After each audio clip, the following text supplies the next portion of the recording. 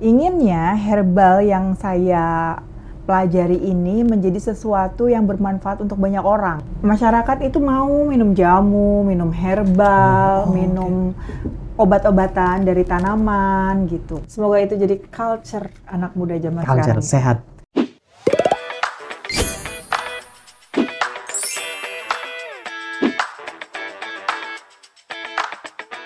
Bismillahirrahmanirrahim. Assalamualaikum warahmatullahi wabarakatuh. Halo Bapak Ibu, selamat datang di Gamma Milk Health Talk. Perkenalkan, saya Aan. Hari ini saya akan menemani kalian kurang lebih 3 hari mungkin.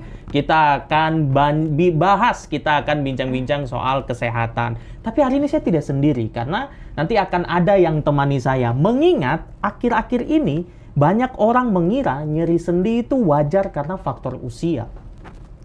Padahal kayaknya tidak begitu. Bahkan ya sekarang ya orang-orang usia muda kayak saya begini pun bisa loh mengalami sendi kaku, lutut nyut-nyutan, atau mungkin gampang pegal. Nah, hari ini saya tidak sendiri, saya akan ngobrol santai bersama dengan Dr. Yanti. Halo, selamat sore, Dok. Selamat sore. Halo. Kakak yang baik hatinya. Dr. Yanti ini adalah seorang ahli herbal medis yang sudah banyak sekali sharing dan juga berbagi tentang kesehatan alami. Hari ini kita mau bahas nih, Dok. Sendi kaku dan nyeri tak lagi misteri, kenali gejala dan solusi herbalnya. Halo, Dok. Gimana kabar, Dok? Baik, kabar baik. Dari mana nih? Dari mana? Kegiatannya akhir-akhir ini apa aja nih? Sekarang lagi sibuk kuliah, saya ngambil studi S3 lagi, Kak Aan. Jadi sekalian saya belajar, sekalian juga saya berbagi. Soal? Ya, jadi kebetulan kan saya herbal medik ya. Inginnya herbal yang saya pelajari ini menjadi sesuatu yang bermanfaat untuk banyak orang. Jadi saya mengambil tema tentang herbal dan jamu untuk saya aplikasikan ke masyarakat. Oke. Gitu. Tentu nantinya manfaatnya akan banyak ke orang lain juga. Harapannya seperti itu. Salah satunya adalah dengan membangun komunitas. Komunitas yang sadar tentang kesehatan dan juga penyehatan tradisional. Penyehatan tradisional. Masyarakat itu mau minum jamu, minum herbal, minum obat-obatan dari tanaman gitu. Karena kalau nggak sadar, nggak menyadari dan nggak mau belajar, orang tuh pasti mikir, ngapain makan rumput, ngapain minum rumput gitu kan? Padahal justru itu adalah sumber alami juga kan untuk kesehatan manusia. Oke, Dok, menarik Dok. Ini baru awal nih. Tadi kan saya sempat mention di awal kalau Dok, banyak sekali nih orang yang merasa pegal, lutut kaku, atau mungkin sakit sendi, tapi mereka menganggap atau mereka pikir, ini mungkin karena cuma capek-capek biasa aja nih, kecapean gitu. Padahal itu bisa jadi untuk tanda awal apa, Dok? Apakah ada indikasi lain ke penyakit yang mungkin lebih serius dan lain-lain? Ini konsultasi atau curhat ini? Ini kita bagi ilmu kepada ibu dan bapak yang ada di rumah. Itu ada rednya khusus. Tapi gini, Dok, karena tadi sebelum yang saya lanjutin pertanyaannya, karena sebenarnya lagi gejala awal apa yang sering diabaikan tapi justru penting untuk diperhatikan? Iya. Jadi gejala itu adalah sinyal tubuh sebenarnya, kan. Sinyal di mana tubuh kita itu meronta-ronta, help gitu. Tanda, ayo tolong nih aku udah nggak sanggup. Kenapa? Karena kebiasaan buruk yang dilakukan sehari-hari terus-menerus, lama-kelamaan akan jadi keluhan atau gejala. Keluhan atau gejala ujungnya macam-macam ya? Bisa Ujungnya kemana-mana? penyakit. Ujungnya penyakit. Gitu. Jadi kalau misalkan nih kita yang sekarang masih sehat walafiat, jalan masih lancar, nggak usah pakai tongkat, duduk masih tegap ya, di saat itulah kita seharusnya sudah mulai menyadari bahwa kita harus menjaga kesehatan tulang dan sendi kita. Intinya jangan tunggu sakit-sakitnya dulu ya. Karena kalau udah ada gejala itu sebenarnya udah help gitu loh, tulang kita, sendi kita itu. Kita tuh kalau sudah seperti itu harus cari obatnya, ya kan? Tapi buat saya, makanya saya senang sekali memberikan edukasi. Saya sering memberikan BGM, Apa tuh? B? memberi MBG. MBG Iya, ya, saya sering memberikan MBG. M, Memberi B, bimbingan G. gratis. Oh. Jadi bukan susu yang dibagi-bagikan, bukan. Bukan itu, bukan. Jadi bimbingan gitu ya. I see. Saya Oke. senang memberikan informasi, edukasi kepada masyarakat, kepada pasien-pasien saya yang konsultasi, baik itu lewat online Online ya. maupun ketika webinar gitu. Jadi yuk kita menjaga, karena menjaga kesehatan tulang dan sendi itu ibarat kita sedang berinvestasi. Masa depan tentunya. Iya. Kalau kita jaga di usia sekarang, Kak usia di sekitar berapa nih? Saya kelahiran 2005, berarti sekarang 30 tahunan? Iya, kisaran segitu. 30-an ya. Nah, di usia 30 tahunan ini kita pandangnya nanti ke depan 10 tahun, 20 tahun lagi. Apakah di usia 50 tahun masih dalam keadaan Prima. Oke. yang sregepan ke sana sini, Gercep, sregep-gercep iya istilahnya, kan? Dok. Satset ya Nah, kan? satset. Nah, atau yang udah aduh pelan-pelan Mengeluh. jalannya. Oke, Dok. Kebayang nggak kayak gitu? Kebayang. Bahkan tadi dokter sempat mention soal tanda-tanda. Berarti memang kalau sudah muncul tanda-tanda nih, Dok, sebaiknya kita jangan biarkan kan, Dok? Nah, karena itu. kalau nunggu parah malah bisa jadi mengganggu aktivitas kita sehari-hari. Tapi kadang-kadang ya, ini terutama anak muda gitu, denial dulu. Betul. Jadi masa sih saya sudah terasa gitu kan? Karena menganggap dirinya muda, tidak, ini mah biasa, ini dipakai istirahat, tidur hilang gitu. Kayaknya Sekarang biasanya kita gitu. survei aja nih, usia 30 tahun. Apa yang sudah terasa di keluhan tulang dan sendi? Apakah ada yang dirasakan?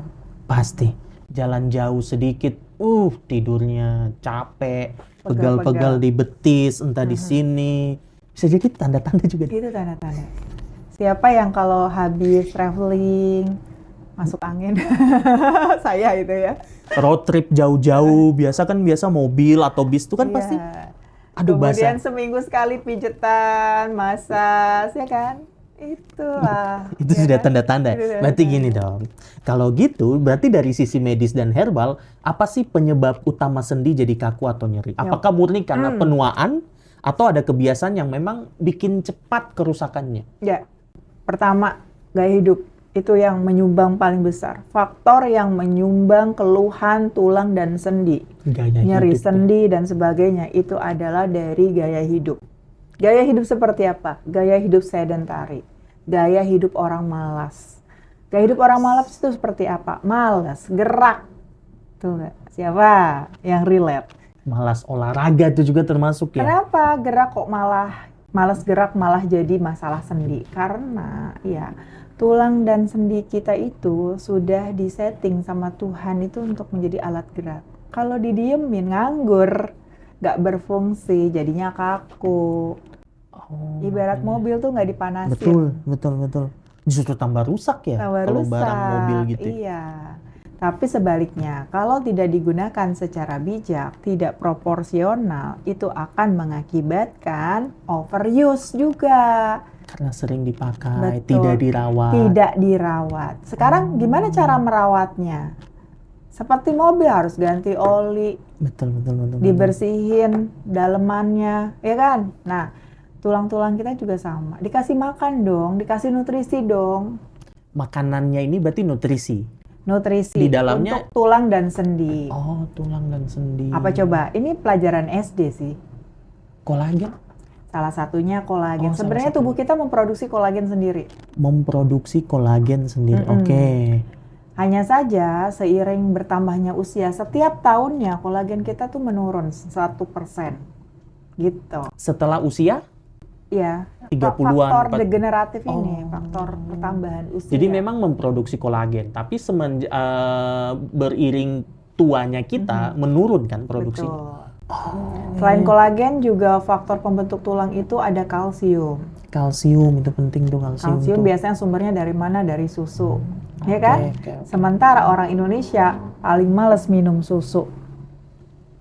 Ya kan? Betul. Padahal secara Ada studi, akses, betul. secara akses gampang. Betul. Paling rendah konsumsi susu di dunia itu. Indonesia, gitu kan. Kemudian selain itu juga ada vitamin D. Vitamin D, oke. Vitamin D ini untuk orang berhijab seperti saya, terutama wanita berhijab, itu jadi masalah karena penyerapannya nggak optimal. Oh. Sementara vitamin D itu paling banyak dari sinar matahari. Sinar matahari. Ya, saya keluar rumah dengan posisi seperti ini, berapa persen yang terpapar? Saya pernah cek loh. Dari Kandungan 100% vitamin dapat berapa persen? D25 OH, kadar D25 OH saya di dalam darah itu rendah, bahkan insufisiensi. Dari minimal 24 gitu ya, saya cuma 13. Oh, batas amannya misalnya 24, dokter 13. Oh, lumayan, hampir setengahnya ya, Dok? Iya, dan mengejarnya itu luar biasa. Dengan cara? Dengan cara konsumsi suplemen vitamin D, kemudian makanan juga. Nah, sayangnya banyak orang yang tidak tahu. Tahu-taunya apa? Sendi-sendinya sakit, kemudian berat badan bertambah. Karena vitamin D mempengaruhi metabolisme tubuh. Dia jadi banyak faktor ya. Dia ketika kita tidak dapat misal vitamin D itu ya efeknya kemana-mana. Efeknya kemana-mana. Oleh karena itu memang nggak bisa, oh ini cuman ini, enggak. Tapi kompleks keseluruhan ya, nutrisi bilangnya. Nah sekarang kalau bicara herbal nih, kebetulan saya kan belajar herbal nih Kak. Ada sumber kalsium, sumber nutrisi yang udah lengkap banget sebenarnya di dalam tanaman, namanya kelor. Kelor Daun itu kelor, sumber dapat. nutrisi yang bisa kita andelin. Dan dapatnya mudah juga sih, daun kelor di mana-mana. Indonesia tuh ya ditanam lah sebagai pagar Betul. rumah. Hidup gampang hidup gitu. Iya. Oh, I see, Dok. Dan makanya ya, kelor ini disebut sebagai miracle tree. Pohon ajaib. Pohon ajaib. Saking ajaibnya itu, ketika diteliti vitaminnya itu menandingi ya, vitamin C-nya aja mengalahkan jeruk, vitamin A-nya mengalahkan yang terdapat pada wortel, dan kalsiumnya mengalahkan yang terdapat pada susu. Khasiatnya banyak juga. Iya, jadi itu tadi baru ngobrolin tentang isi Satu. nutrisinya. Belum khasiat kan? Oh iya, Tanyakan baru khasiat. nutrisi ya. Iya kan? Khasiatnya apa? Memang Nutrisi banyak. udah jelas-jelas bermanfaat kan untuk tadi pertumbuhan tulang. Sekarang kalau bicara tentang khasiat, jadi di dalam tanaman itu nggak hanya ada nutrisinya, ada vitaminnya, tetapi ada fitokimianya. Fitokimia. Fitokimia adalah Fitokimia. senyawa yang terdapat pada tanaman yang ketika kita konsumsi itu berkhasiat dalam tubuh. Oh, baik itu jangka panjang? Ya, maupun jangka pendek. Bisa untuk mengatasi keluhan-keluhan tadi. Oke, kita nyambung ke keluhan-keluhan. Tadi dari awal juga saya mention soal bagaimana anak-anak yang merasa muda ini kadang denial. Dokter sempat mention juga denial. Nah, tapi kita juga sering lihat nih anak-anak muda sekarang yang belum 30-an sudah suka ngeluh lutut pegel atau punggung sakit. Apakah itu juga termasuk faktor usia atau ada hal yang lain yang bikin masalah sendi muncul lebih cepat? Tadi dokter sempat mention faktor gaya hidup. Oke. Kemudian secara biologis kurang gerak, duduk lama, apakah itu termasuk juga makanan tinggi gula garam? Apakah itu bagian dari itu? Bagian dari itu. Makanya gaya hidup termasuk tadi yang pertama sedentari, yang kedua adalah lifestyle di pola makan. Oh iya, pantas. Pola makan tinggi gula, tinggi garam, yang buru-buru, ya kan? Nah, yang gula ini sangat mempercepat peradangan di dalam tubuh. Efeknya banyak negatif berarti? Iya, ketika sel-sel kita meradang ya, mengalami namanya inflamasi. Inflamasi, tandanya inflamasi adalah nyeri. Oke, nyeri ini di perut atau di? Semuanya. Oh. Jadi kalau misalkan kita merasa nyeri lutut, nyeri di persendian, nyeri di pinggang, itu sebenarnya tubuh kita sedang mengalami inflamasi. Karena tanda inflamasi adalah nyeri. Selain itu, tanda inflamasi adalah bengkak. Ya di tempat, bisa lokal, bisa general. Kalau yang lokal nih, Kaan, kalau misalkan lutut Kaan sakit, coba diraba. Panas nggak? Bisa jadi inflamasi tadi. Merah nggak? Nyeri nggak? Kalau nyeri udah pasti kayaknya kalau udah tanda-tanda itu. Kadang membiru gitu ya. Itu adalah tanda-tanda inflamasi. Itu lokal. Kalau yang sistemik, inflamasi yang terdapat di dalam tubuh, kadar gula naik, Nah, otomatis tadi ya, ketika kadar gula naik, sensitivitas insulin berkurang, itu sudah tanda-tanda sindroma metabolik tuh. Sindroma metabolik. Yang menyebabkan peradangan yang sistemik di dalam tubuh. Apa yang terjadi? Nanti bisa-bisa kalau dibiarkan menjadi diabetes. Bisa-bisa kalau dibiarkan jadi hipertensi. Jangka panjangnya. Jangka panjang. Itu sudah sistemik. Oke. Gitu, Kak Aa. Nah, kemudian tadi soal kita mention makanan tinggi garam dan gula. Bagaimana dengan stres? Itu juga. Meskipun nggak kelihatan ya. Iya. Hubungannya mana, Dok? Hubungannya apa? Jadi gini, stres itu mengakibatkan hormon kita tidak seimbang. Hormon kortisol meningkat ya. Iya. Kemudian kita akhirnya ketika hormon stres kita meningkat, daya tahan tubuh melemah. Bahkan bisa menghambat regenerasi kolagen juga. Betul. Gitu. Jadi terutama buat anak-anak muda yang tingkat ketahanan stresnya kurang. Iya, lebih gampang stres sih memang si anak-anak muda. Iya, bisa jadi karena stresornya terlalu tinggi, dikejar deadline, Pasti. dikejar setoran, Pasti. dikejar pay letter, ya. Dituntut keluarga untuk menjadi lebih baik. Itu stres juga itu pasti. Jangan curhat. Lanjut Dok, stres bagaimana? Entah cara menyikapinya atau ujungnya apa nih dengan stres dia bisa bikin sampai menghambat kolagen regenerasi dan lain-lain. Stres jangan dianggap sepele. Overthinking itu juga bagian dari stres. Overthinking. Berpikir berlebihan gitu. Yang belum-belum aja udah dipikirin. Ya nggak? Yang belum-belum kejadian udah dipikirin gitu. Padahal hari ini aja dulu, jalani aja dulu nih. Jalanin aja dulu. Itu tadi ya. Jadi faktor stres itu secara ilmiah itu terbukti loh. Dia kayak ini ya Dok, efek domino ya. Jatuh satu, tes bisa kena yang lain gitu. Jadi kortisol meningkat yang tadi pemicu stres. Daya tahan tubuh melemah, proses peradangan di dalam tubuh secara sistemik. Itu yang mengakibatkan kita jadinya gampang sakit, gampang mengeluh. Berhubungan juga dengan organ gerak kita, tulang dan sendi. Gitu. Masuk akal sih. Berarti itu juga ada kaitannya dengan orang-orang yang misal nih kurang asupan protein, Bisa. kalsium. Itu kaitannya dengan tadi, kita ngasih makan ke tulang kita. Kita ngasih makan ke organ tubuh kita, gitu. Karena sejatinya, kita itu ya, tulang organ, bekerja keras loh untuk kita. Gitu. Dan menghadapi segala macam Tekanan. banyak faktor ya di luar. Kita keluar dikit, ada udara yang kita tidak itu tahu juga bersih eksternal atau enggak. maksudnya, Faktor eksternal, karbon dioksida masuk lewat hidung. Itu semua adalah radikal bebas. Kita makan bakar-bakaran, ya kan? Nah, Tepung-tepungan. Iya, kayak gitu itu semua radikal bebas. Yang kita tidak sadari akan merusak organ-organ di dalam tubuh. Karena faktor radikal bebas. Sehingga apa yang kita perlukan? Lawannya, radikal bebas itu lawannya apa? Antioksidan.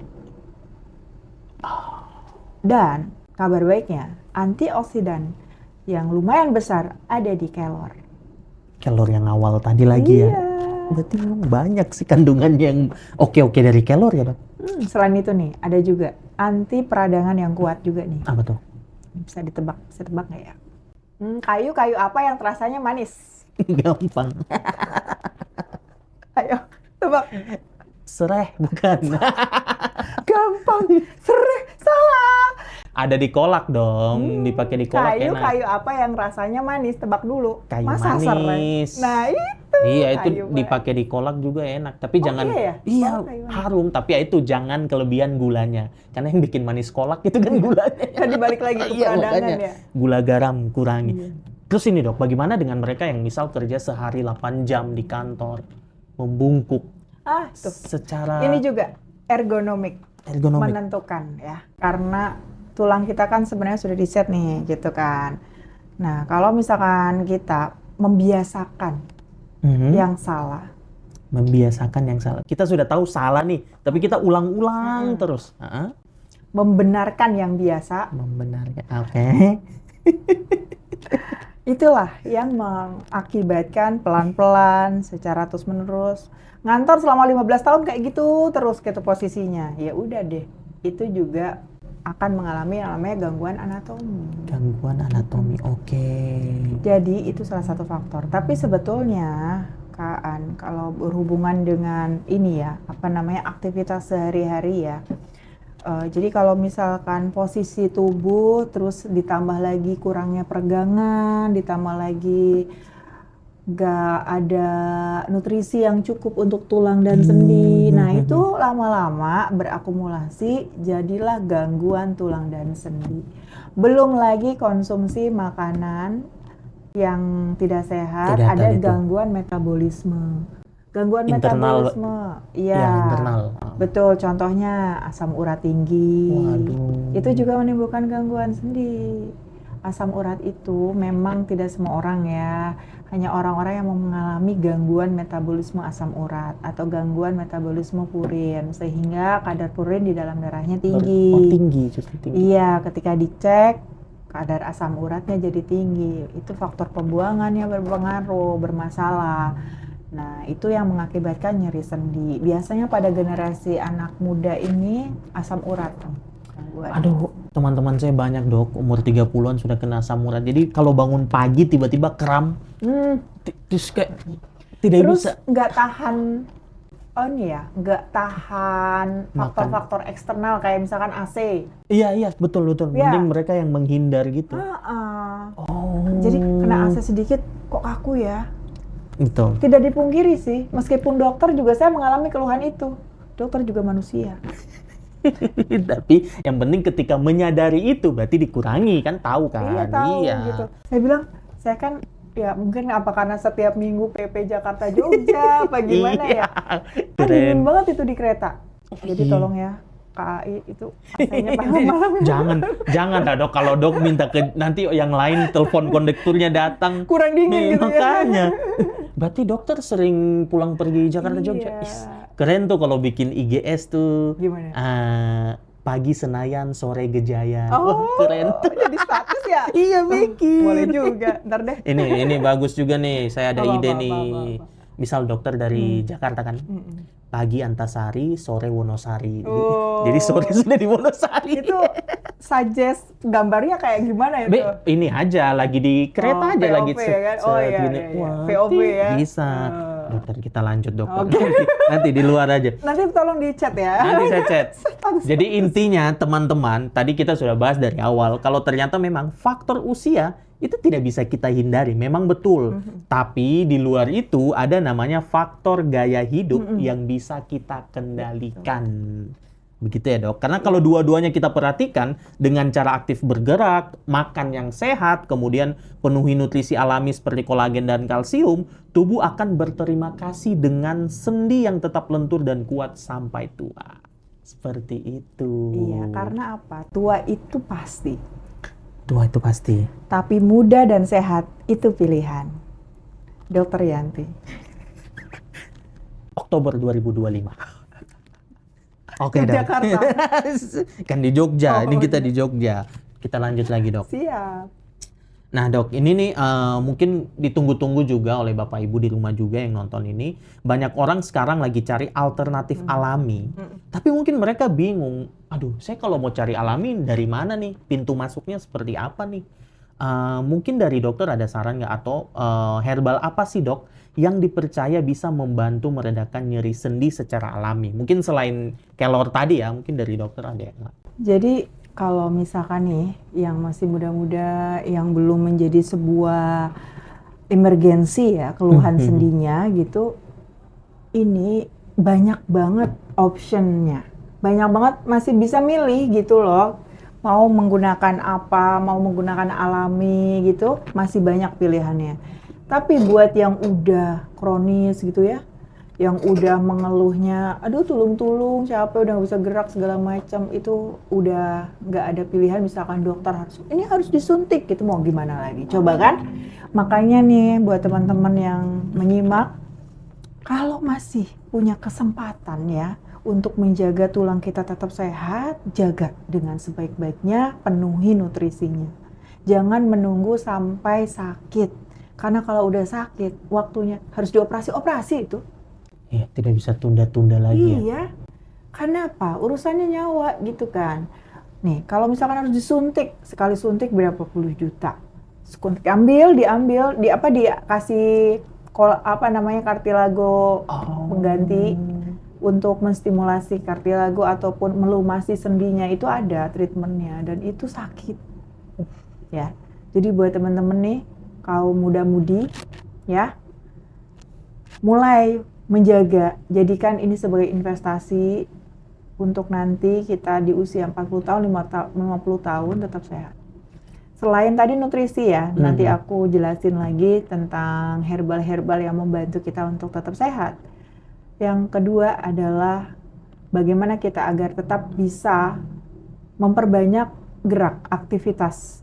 Ya, itu penting juga sih. Ya, karena ada penelitiannya nih, jalan kaki ya, lebih dari 8.000 langkah per hari itu akan menurunkan resiko terkena nyeri lutut di usia 50 tahun. 8.000 sehari itu. Ayo, sekarang lihat deh. Pakai apa? Pakai Strava atau pakai apa? 600. Coba Tidak ada. ya. Aku berapa ya hari ini ya? Tapi dok, jujur saya tiap 2 hari sekali saya biasa lari 3-4 kilo. Karena itu memang berapa saya suka. Step itu? Itu 1.500 baru. Nah, apa-apa. 1 kilo itu dia makan kisaran 1.000-an. 1.800 sampai 1.000. Karena Desember nanti saya rencana akan ikut trail run dok di Solo. Nah, makanya ini lagi latihan. Karena mau tidak mau kayaknya saya juga pasti ikuti orang bilang lebih baik mencegah daripada mengobati kan. Itu istilah umum yang iya memang betul. Mending kita kerja keras atau capeknya sekarang ini daripada besok amit-amit ya di ruang operasi atau lain-lain. Jadi buat generasi muda ya, bukan hanya sekedar FOMO. Betul. Jadikan ini sebagai upaya kita untuk bisa menjaga sebelum kepikiran, kebayang hal-hal yang menyakitkan nanti di usia tua. Yang paling menyakitkan apa? Nggak bisa kerja. Benar nggak? Iya sih, betul. Nggak bisa kerja, nggak bisa ngapa-ngapain, itu paling menyakitkan. Apalagi gitu ya, harusnya di usia 50 tahun kita tetap bisa produktif. Di usia 60 tahun kita tetap bisa mangku cucu, main sama cucu, gendong cucu gitu. Itu kan suatu hal yang membahagiakan.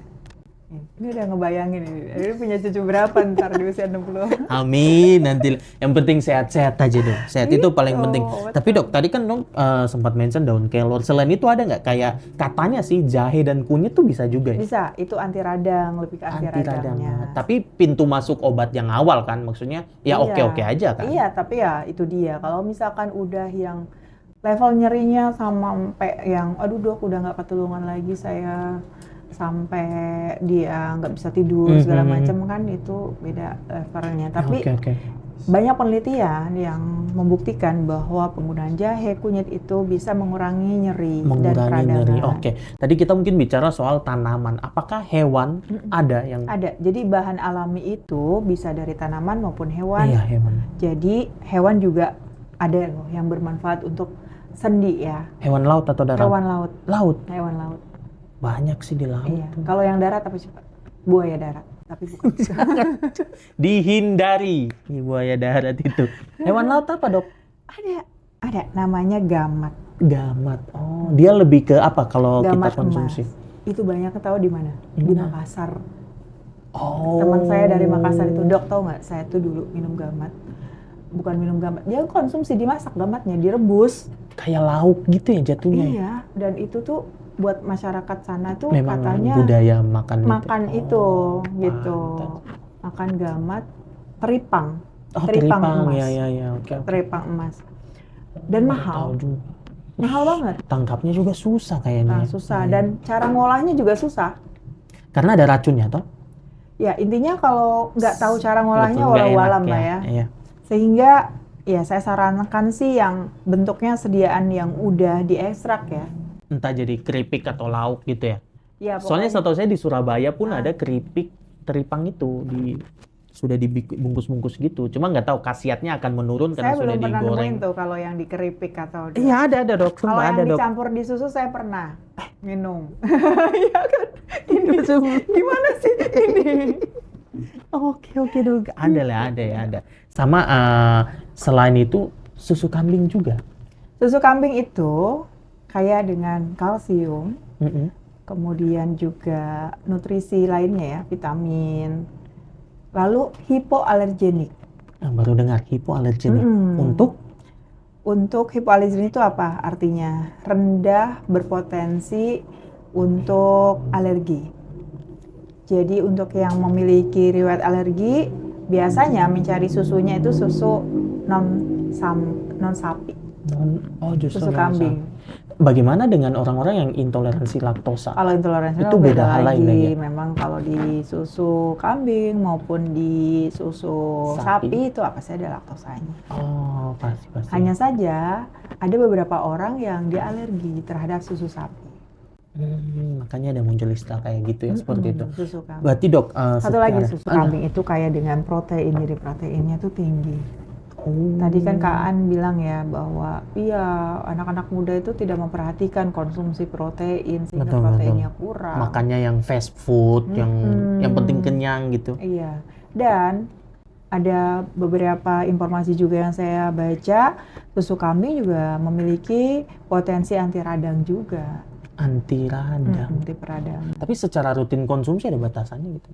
Ya, konsumsi batasan harian. Oh, batasan biasanya harian. Di kemasan itu tersedia informasi berapa kali takaran sajiannya dan lain-lain gitu ya, Dok. Dok, berarti memang prinsipnya itu bukan cuma menghilangkan rasa sakit kan, tapi memang memperbaiki dari dalam. Betul. Nah, itu berarti bisa ke arah, nanti dokter mungkin bisa jelasin juga ke efek biologis herbal dan nutrisi. Betul. Jadi konsepnya adalah memberi makan. Ya, memberi makan, menutrisi. Jadi ketika kita terpenuhi kecukupan tubuh kita, hak-hak organ-organ kita itu tercukupi, sel-sel akan beregenerasi. Jadi setiap hari kita sel-sel itu berkembang, bertumbuh gitu. Jadi ketika kita tidur, mereka akan bersih-bersih juga tuh si sel-sel.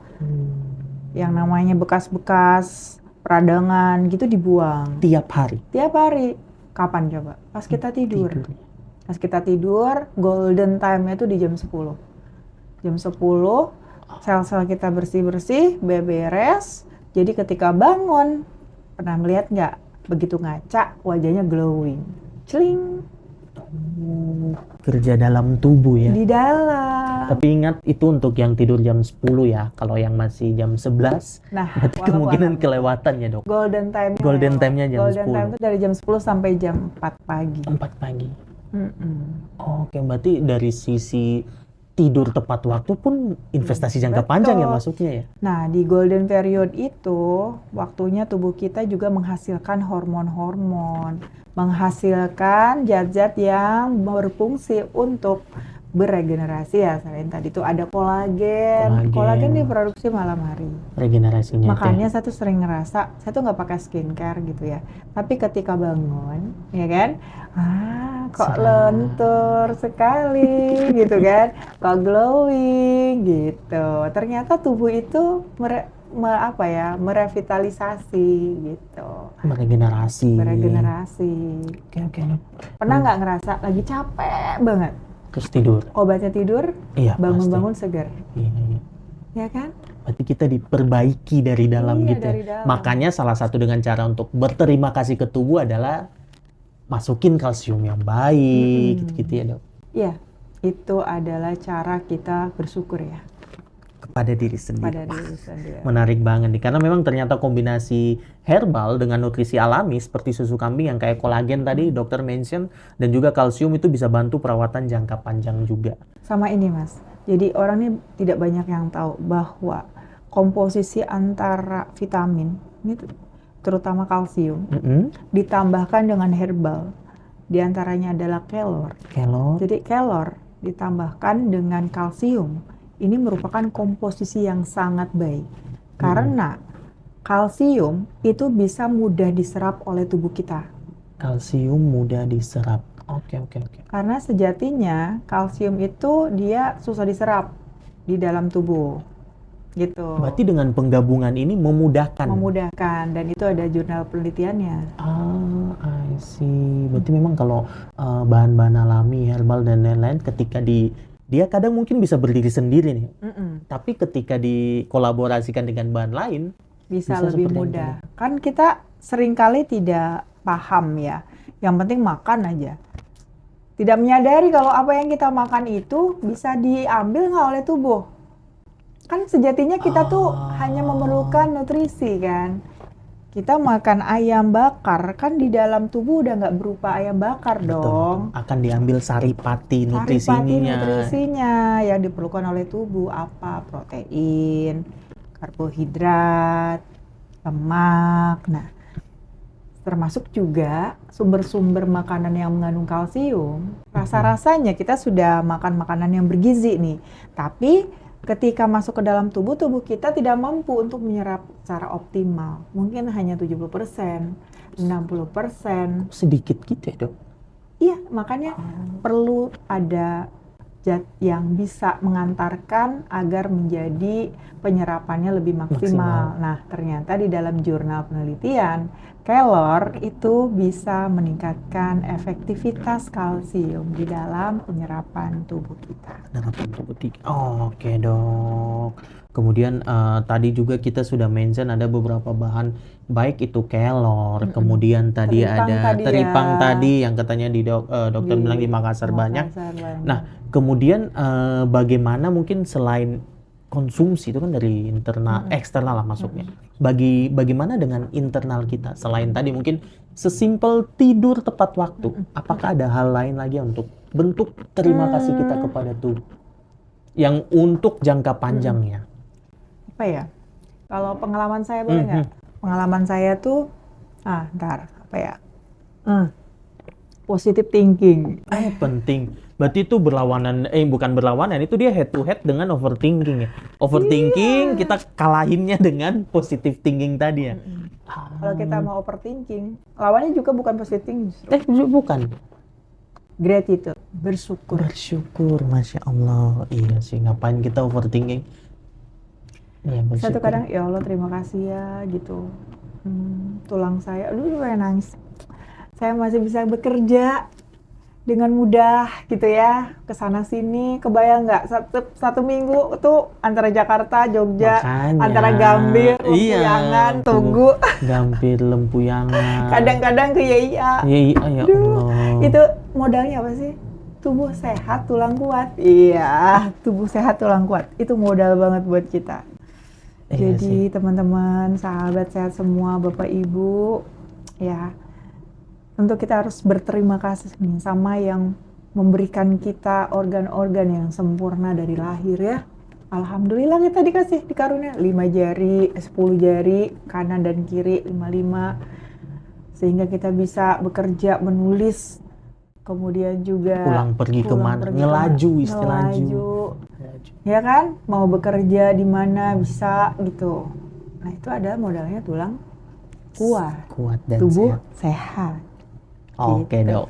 Sama ini, dari tadi mungkin kita bicara soal pencegahan ya, apapun itu yang nanti jadi negatif di akhir gitu. Kalau bicara pencegahan, kadang orang tuh baru sadar pentingnya jaga sendi ketika sakit. Kayak tadi dokter mention juga. Kira-kira langkah paling simple atau sederhana sekali, apa yang bisa dilakukan supaya sendi tetap sehat, Dok? Pertama, olahraga itu dokter sudah mention. Karena itu akan melatih sendi kita itu lentur, ya, dan stimulasi. Maaf dok, jenis olahraganya seperti apa? Apakah harus berat? Semudah jalan kaki. Oh tadi makanya dokter bilang 8.000 langkah sehari itu sudah sangat cukup. Iya, dan saya mengajak teman-teman coba dipraktekin jalan kaki dengan mindful walking ya. Mindful walking. Jalan Sambil kaki dengerin dengan lagu. Berkesadaran. Oh. Dengerin lagu. Jaraknya gimana? Jaraknya? Kalau saya sih jalan kaki sambil denger kuliah. Oh iya, nyambi. Jadi olahraga jalan, edukasi juga jalan, pendidikan kadang-kadang jalan. Ya kita sambil ya mindful gitu, merasakan, bersyukur. Setiap hembusan nafas kita, tarikan nafas kita. Adalah berkat, adalah rasa. Iya, rasa syukur yang luar biasa gitu ya. Ya Allah, terima kasih hari ini aku masih bisa bernafas. Bangun pagi bisa jalan. Pagi, jalan sehat. Karena oh ya dok, dari tadi itu kan kita bicara soal pencegahan kan. Dan memang kalau bicara pencegahan ini kadang orang baru sadar pentingnya jaga sendi setelah dia sakit. Kira-kira langkah sederhana apa sih yang bisa kita lakukan supaya sendi tetap sehat? Agar sendi tetap sehat, ikuti 3 tips dari saya. Yang pertama, olahraga teratur. Yang kedua, tetap jaga berat badan ideal. Jaga berat badan ideal. Jaga berat badan tetap ideal. Yang ketiga, cukupi kebutuhan cairan. Cukupi kebutuhan cairan. Olahraga gimana? Maksudnya rutin kah harus yang besar-besar, berat-berat, atau sesimpel apa? Nah, untuk nih yang masih mageran, yang belum mulai membiasakan olahraga teratur, ada step-stepnya agar mau melakukan olahraga secara teratur. Jangan disuruh langsung lari, Jangan langsung trail run ke Merbabu, tidak usah. Jangan. Tidak usah. Jangan suruh ikut pelari culture dulu, jangan. Tidak usah. Jangan. Ya, jalanin aja dulu hashtagnya. Jalanin. Sesederhana jalan kaki 30 menit saja. Sehari dosisnya. Nanti ditingkatkan lama-lama seperti saya. Awalnya kan malas membiasakan hal baru. Mungkin dulu itu sudah jadi kebiasaan, tapi karena off lama, memulai lagi itu susah. Ya, betul. Gimana caranya? Cara saya adalah membiasakan dari hal yang mudah. Nggak usah pergi ke tempat gym, nggak usah bayar membership. Saya cukup tinggal datang ke jogging track, gratis. Iya, banyak. Dekat dari rumah, jalan kaki. Awalnya cukup 30 menit. Sekarang ketagihan. Lama-lama nagih. Apalagi kita punya target. Oh iya, betul juga ya. Kita latihan dengan target tuh bisa menambah semangat ya. Awalnya cukuplah 2.000 dulu sehari. Ya, naik. 2.000 apa dok? 2.000 step. Jadi kalau misalkan teman-teman lihat di HP itu ada HP penghitung penghitung activity langkah kita bisa dilihat dari situ. 2.000, 3.000, 4.000, ditambah lagi 5.000 sampai alhamdulillah nih kalau saya diniatin untuk jalan, saya mau berhenti setelah 10.000 langkah. 10.000 langkah itu seperti kita jalan 6,5 kilo. Iya, 6-7 lah. Kemudian jangka waktunya sekitar 2 jam. 2 jam cukup. 1 mata kuliah kelar sih. Kalau misalkan ngedengerin sambil kuliah.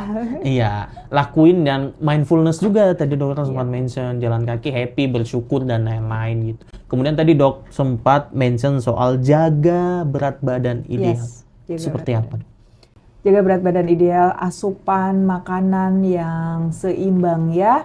Jangan terlalu banyak lemak, jangan terlalu banyak yang berminyak, which is itu lemak goreng-gorengan, perbanyak serat, komposisi seimbang antara karbohidrat, protein, lemak, dan ya makan juga teratur, penuhi kebutuhan. Kalau misalkan lapar ya makan, berhenti sebelum kenyang. Udah sesimpel itu sih yang saya lakukan. Ya dijaga sih makanannya sih itu paling susah sih. Dijaga tuh gimana gini jagain?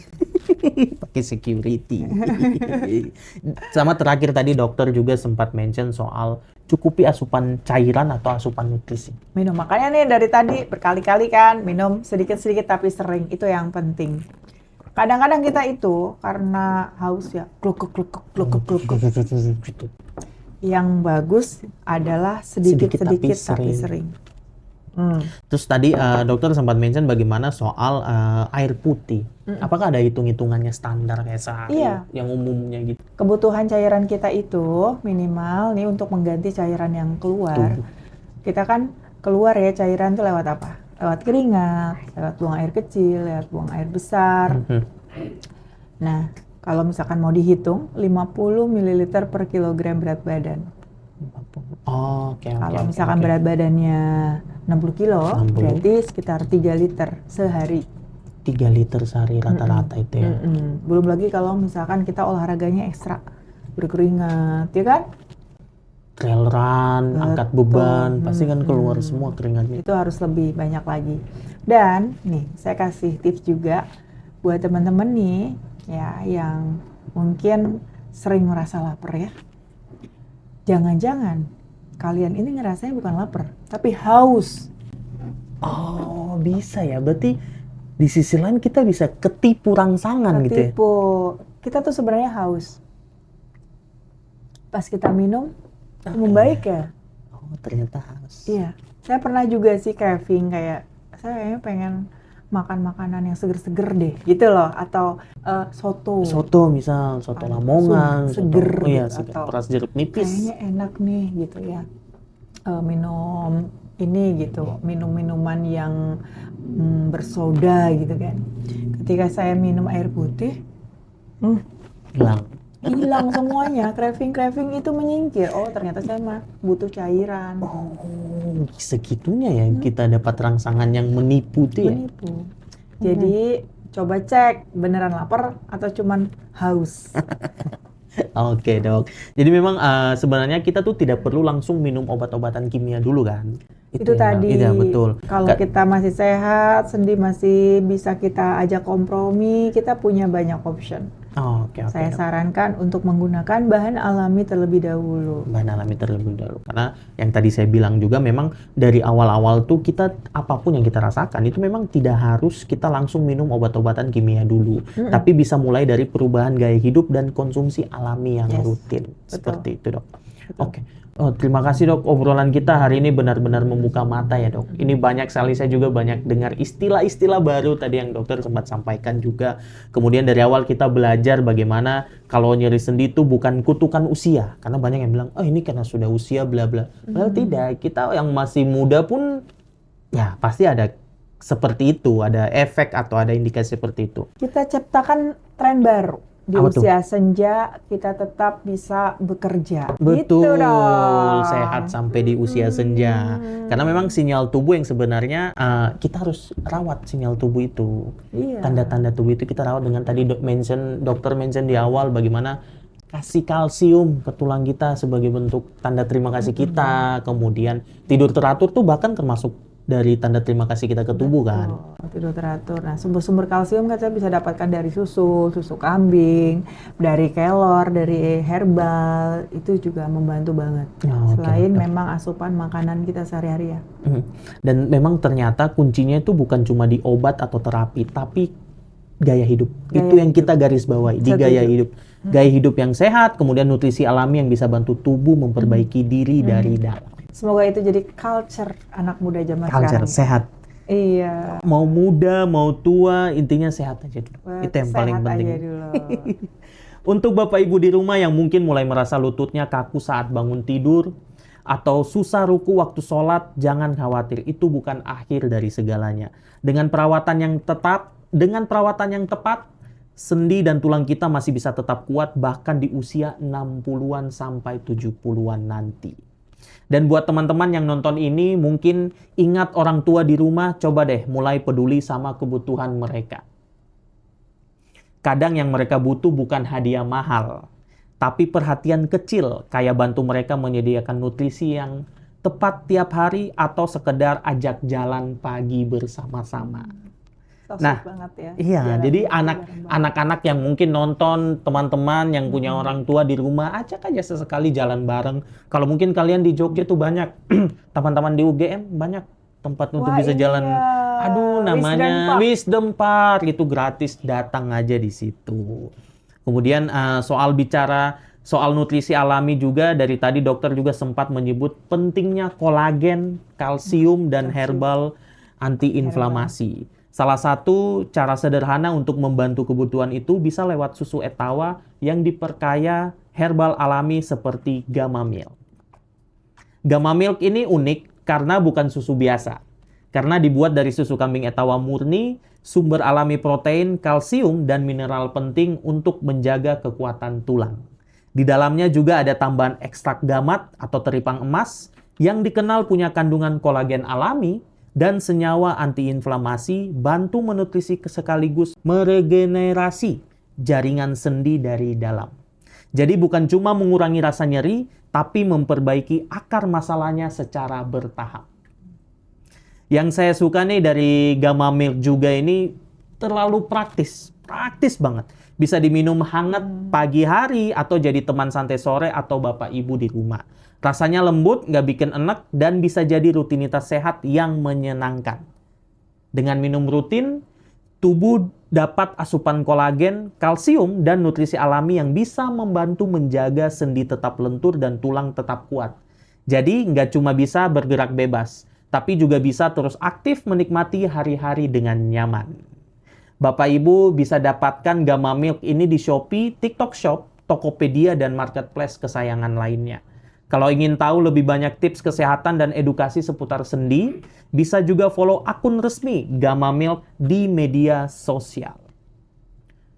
Kemudian sebelum kita tutup, saya mengucapkan terima kasih juga. Podcast ini dipersembahkan oleh Gamma Milk, nutrisi alami untuk hari-hari yang lebih kuat, sehat, dan penuh makna.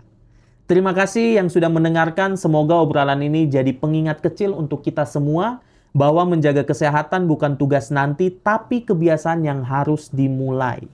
Dokter, sebelum kita closing statement-nya, Dok. 2 kata. Apa tuh? Sehat itu nikmat. Terima kasih Bapak Ibu yang sudah menyaksikan Gamma Milk Health Talk. Sampai jumpa di podcast selanjutnya. Semoga pembicaraan kita, konten kita hari ini bisa menjadi manfaat untuk kita semua. Jangan lupa subscribe, like, dan bagikan video ini kemanapun kalian berada. Terima kasih, sampai jumpa.